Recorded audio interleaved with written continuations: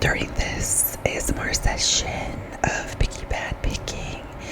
And then I'll get to this one here. Okay, so let me finish up with this one. Look, there's a chain right there. I can probably just... Oh my gosh, it's in there good. So I'm gonna... Yeah, no. Let me grab a hold of that one. And I'll get that out of there. So as I'm working on... Oh, just a second. Always need some lotion that smells like pumpkin swirl cake.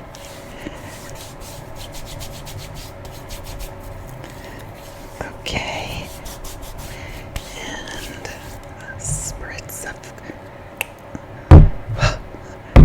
Let me wipe some of that off so I can spritz this on. Always. Okay, let's get down to some picky bad picking business here. So, I just finished watching. I am so relaxed right now because I just watched a TikTok. I think you say Reiki. Is that right? That it's the first time I've ever watched. I think she called herself a Reiki master. I think that's what she said. And her name is Ashley. So I just watched her, and she was so relaxing. I would definitely compare it a close second to ASMR. Very relaxing. So Reiki, TikTok Reiki with Ashley, I think that's what it's called. Yeah, it was really relaxing. And at first I was like, I think I'll just scroll past this, but thankfully I clicked on it and kept watching her, and I'm glad I did. Very relaxing. So I will be doing that again, that's for sure. And gosh, this one, the reason I'm not pulling this out with my fingers right now is because it's got some sharpness going there. It looks like some of the oh, I can actually grab it like that. There it goes. Well, that came out. Yeah, it has some of the fake diamonds missing, and so then it was really rough and hard to grab with my fingers. So I got it out with this, but it went flying. Oh well. Okay, so you know what? Let's see if we can grab a hold of this bead here. And so I was going to hold on a second. What the heck? There. Oh, it's not a bead, everyone. It is a cute little green apple. Look at that. Very nice. Okay. Hold on one second. Okay, I'm back. My mother bought this tray for me, and I thought I'd give it a try. So I brought it over, and I think it's just beautiful. The color, stunning. So let's see how this goes. So I have listen to that. I have what a lot of people call eldest daughter syndrome. Well, I do have a stepsister that is a little bit older than me, but I did not grow up with her. Growing up, it was just my sister and I, who I am. Look at that pair. My sister and I, who I am years older then. And so I definitely, and it was just the two of us growing up. I have two stepbrothers, and they and my stepsister did not grow up or live with us. So I would say I'm the oldest. I have this oldest daughter syndrome. Look at that. Is that a tomato? Yeah, a tomato, or we could say a bell pepper. Either or. So I have what's called the eldest daughter syndrome. And what is that? Eggs in their egg holder. Wow, that is just so cute. And okay, so I grew up just always being aware of everyone else's emotions and how it affected, like how people affected other people, and it always, it's Christmas like oven mitt, I'd say, how other people treated people and how it affected them, and it always greatly affected me. I was just always very intuitive as far as emotional. I was very emotional aware, and it was, it could be a benefit because I could read the room. I could read a lot of times what other people felt or what was coming or what people were going through. But it was also, detrimental to me because it created so much anxiety. And so yeah, I can remember this one time when my stepdad was, we were in the car with him, and he was really upset with this, the line we were in and how long it was taking. And we had to pay, I believe it was a toll booth or something like that, so we had to pay to get through. And as we were approaching this person that was going to take his money for us to get through the line, I could tell he was so angry. He was gonna let her have it, because I mean, even if he hadn't said a whole lot, I could just tell by the energy. There's just like this energy about positive, negative, like how a situation or how a moment is unfolding or happening, right?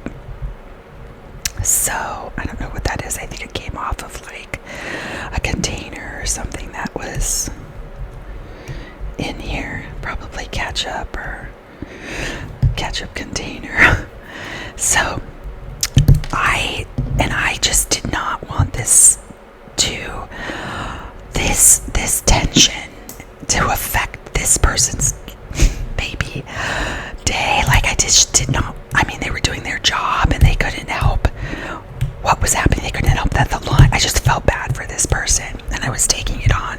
I think I was like 8 or 9, right? And I was taking on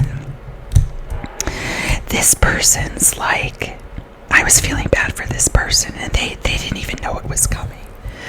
So it was so much, and I was feeling it so much that I don't even know why I said this to my stepdad, because normally I would not say anything to him. I would just kind of like sink down in my seat and just like ride it through and, just survive. But I said to him, sometimes this happens, like I have these little outbursts where I'm just like, where in the heck did that come from? Because I didn't think I was going to say anything, and I didn't mean to say anything, but it just came out. And I've had that happen before, but it did happen. And I said to him, please don't yell at this person. Please don't say anything terrible or mean. And I mean, he wasn't angry with me. And from what I recall, he stayed calm, and he just stayed calm, and he didn't let this person have it. I think it was a woman. He paid, and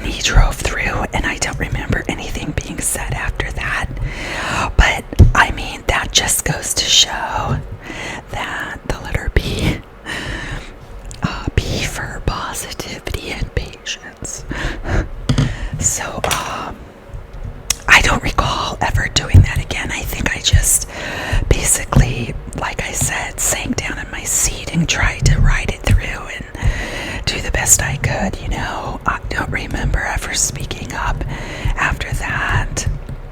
But I do remember, like always, like worried, cauliflower, worried about other people and their emotions and what they were feeling or how this would affect them, and just taking that on even early on. So what I learned was this is probably just something that was, you know, I mean, I believe it was a part of the environment I was in and what I was being raised in, of course, but a lot of it I'm sure had to do with being the eldest child, the eldest girl in the family. So apparently this is a thing, eldest daughter syndrome, and that's what I was. And so yeah, so this did affect who I was. This did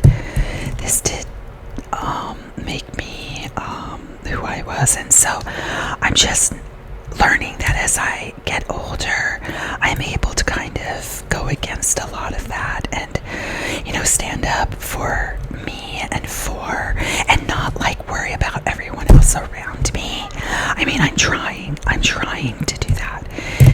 Really, that's just controlling, and what good does that do, right? I mean, that just affects my emotional health.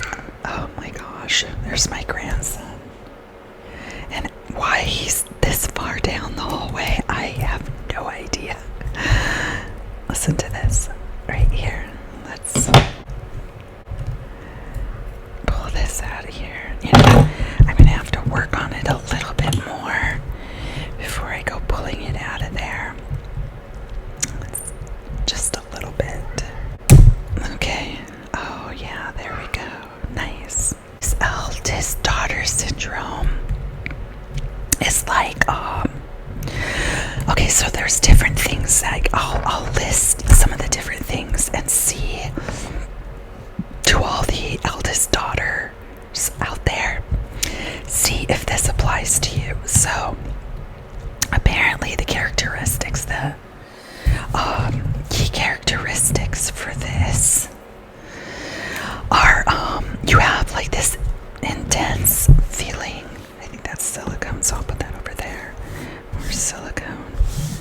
Oh, I could just drop it down into here and it'll go right out. So there's like this, you have like this intense feeling of responsibility for everything and everyone around you, right? Okay, apparently my grandson really wants mama. Well, she's not over here, go that way. So anyway, also, so you are an overachiever type A and driven, and you know, I've always known that I'm type A for sure. I'm definitely outgoing and social, and I love being around people, even though I can be shy at times and an introvert. I do have that overachiever trait and that type A trait for sure. And then the other one is you worry a lot about, probably, you worry a lot. Oh my gosh, I'm definitely a worrier. And you have anxiety. Well, I know a lot of people have anxiety, but this is just stemming from being this eldest daughter, okay? So, and these traits, and yeah, I definitely have that. And then you struggle with people pleasing. Oh my goodness, I have definitely worked to get past that. But that is something that, wow, I mean, to the extreme. This looks like something that just broke off, so I am going to trash that along with the other silicone. But I have come a long way in combating that and fighting against that people pleaser. Oh, yeah, I still can definitely see it in myself, and just working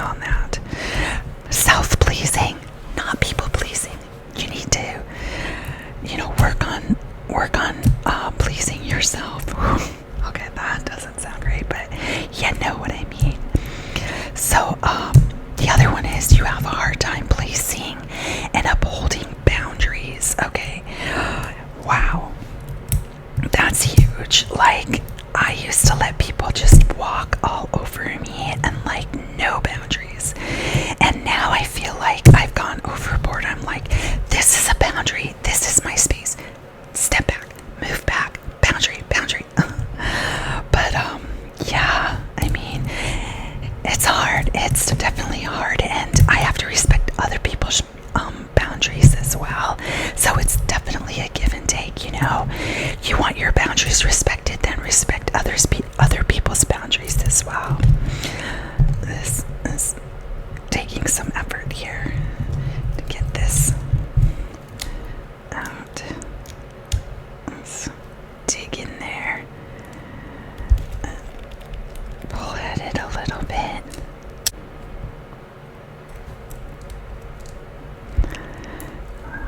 Pull at it right there. There it comes.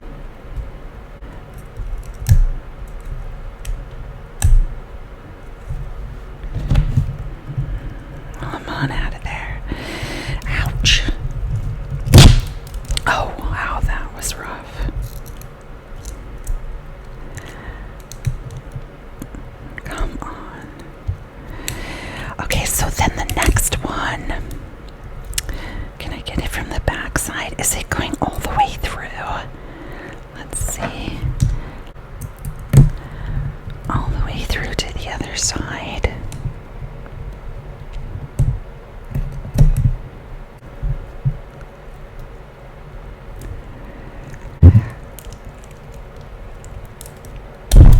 Oh, wow. Oh, I don't think they're connected. There, wow. There we go. And then this one here.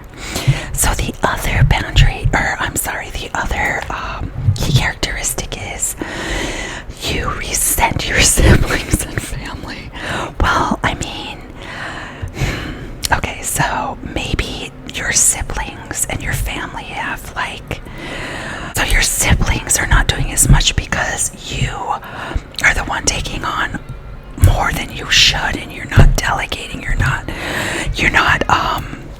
requiring them to step up. No, by you taking on so much, they're not doing that. So is that partly your fault?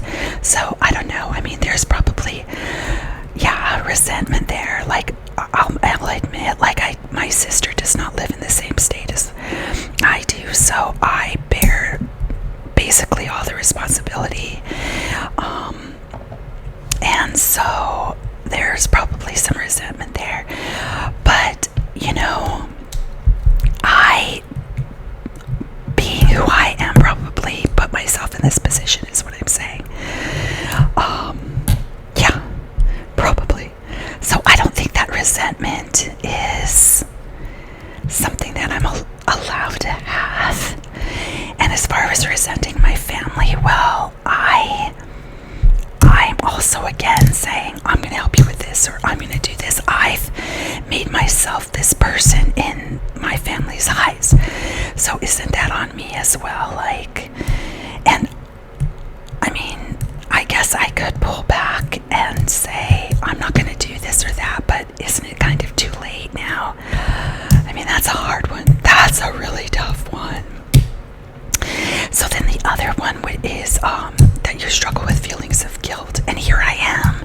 I just detailed that for you. I'm struggling with the guilt of okay, I have to say yes to, oh yeah, I'm going to do this, or I'm going to do that, or I'm going to be the person you lean on 99.9% of the time.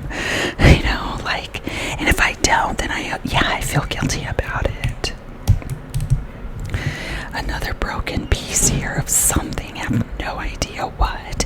So I'm just going to trash that along with the silicone here and see what this is right here. Okay, so then another one. What is this? Maybe I can poke it in there.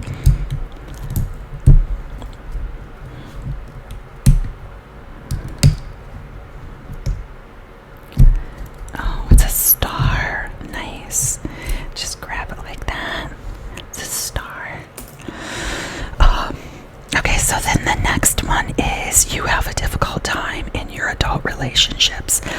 Man, have I had that. I mean, there are a lot of adults where I'm really, why am I not able to, talk to you, or why are we not able to have a conversation?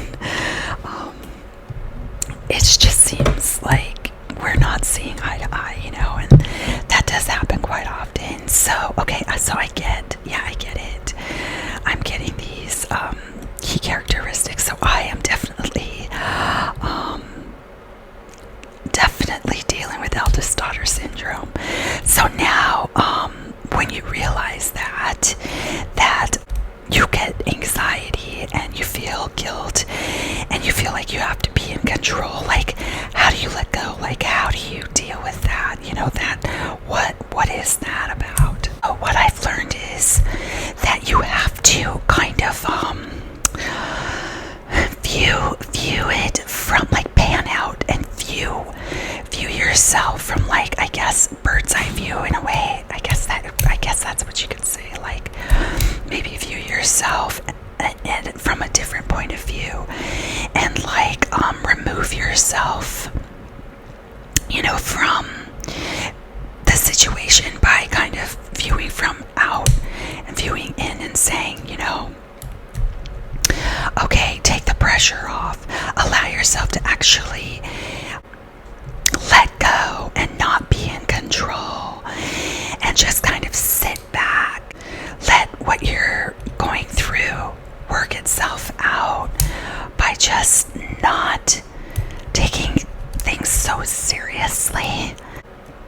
Allow yourself to just try to take a breath, and you're not perfect, you're not flawless, you know, relax and try to find a connection and joy instead of controlling, instead of always trying to be in control and always trying to control other people's emotions and what they're feeling. Just let them feel what they're feeling. Then let them deal with it. You would be in control of you.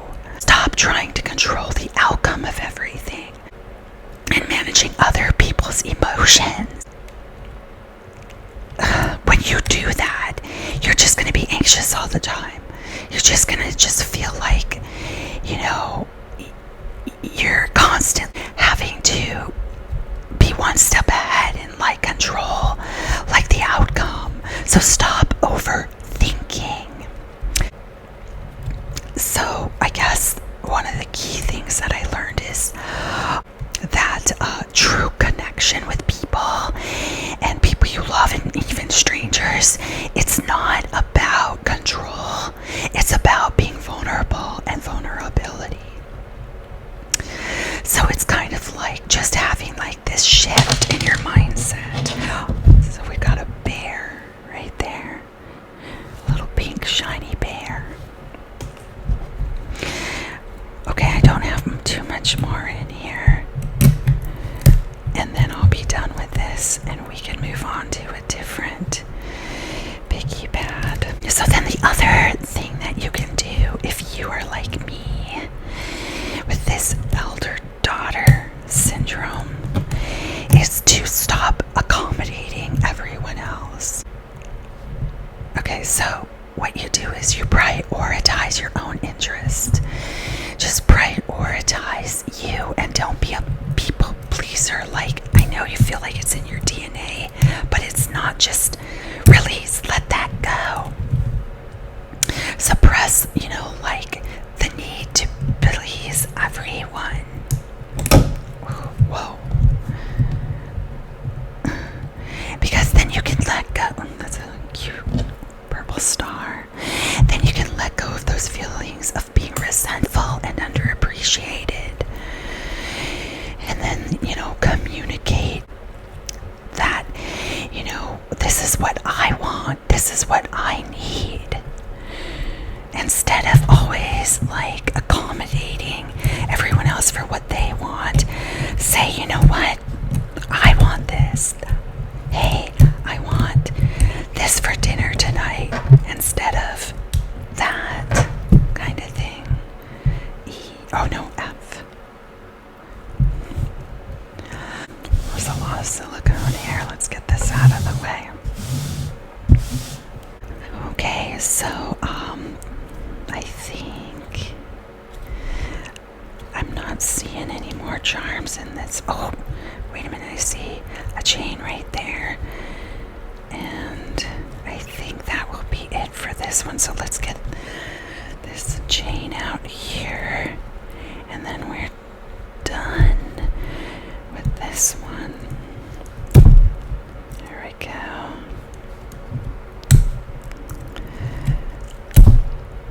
It's in there good too. These chains always are.